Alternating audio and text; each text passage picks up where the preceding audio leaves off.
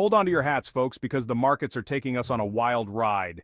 We've just witnessed a massive sell-off, a sea of red that's got investors scrambling for cover. This isn't just a blip on the radar, people. This is a full-blown market earthquake. This sell-off is a wake-up call, a stark reminder that the good times don't last forever. Those days are gone, at least for now. We're seeing a classic flight to safety, with investors dumping risky assets like there's no tomorrow. So what's driving this market meltdown? The answer, my friends, is fear. Buckle up, folks, it's going to be a bumpy ride. This market turmoil might feel unprecedented, but we've been here before. Remember Black Monday in 1987? The stock market suffered its largest one-day drop. Then the 2008 financial crisis triggered by the housing bubble collapse, and the COVID-19 crash of 2020, when the pandemic halted the world. Markets are cyclical. What goes up must come down, and vice versa. Stay calm, don't panic, and stick to your long-term strategy. Now let's talk about one of the key drivers of this market sell-off, the unwinding of the carry trade. It's a fancy term, but it boils down to this. Investors borrow money in countries with low interest rates like Japan and invest that money in assets with higher returns like US stocks.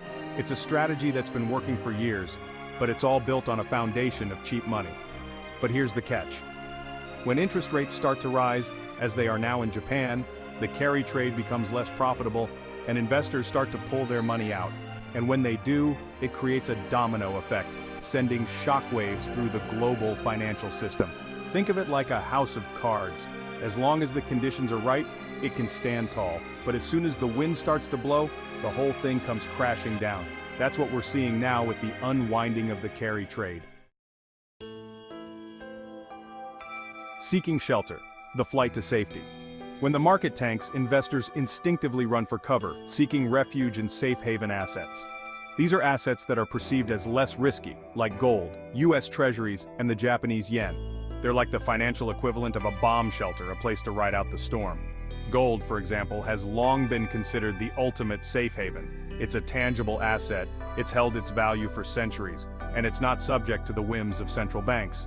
In times of uncertainty, investors flock to gold, driving up its price. The Japanese yen is another popular safe haven. It's the currency of a country with a large current account surplus, a stable government, and a history of low inflation. When investors get nervous, they buy yen, pushing up its value. So, if you're looking for a place to park your money during these turbulent times, safe haven assets might be worth considering. Gold's uncertain future, a safe haven adrift. Now, you might be thinking, gold is a safe haven, right? It always goes up in times of crisis. Well, not so fast. While gold has historically performed well during periods of economic uncertainty, its recent performance has been, shall we say, underwhelming. You see, gold is a bit of an enigma. It's not just a safe haven, it's also a commodity. And like all commodities, its price is influenced by supply and demand. And right now, demand for gold is being outweighed by other factors like rising interest rates and a strong US dollar. So, what does this mean for gold's future?